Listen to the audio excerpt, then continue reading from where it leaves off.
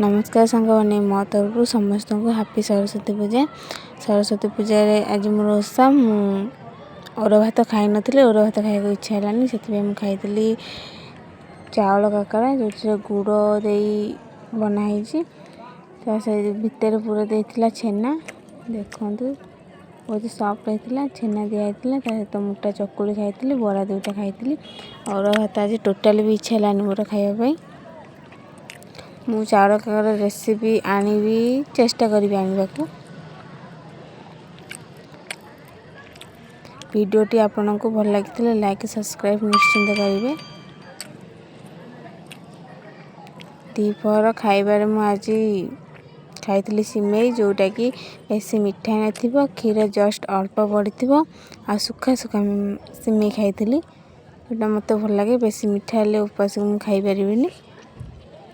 Next मु गोटे cold drinks P देती रही। जय जगन्नाथ।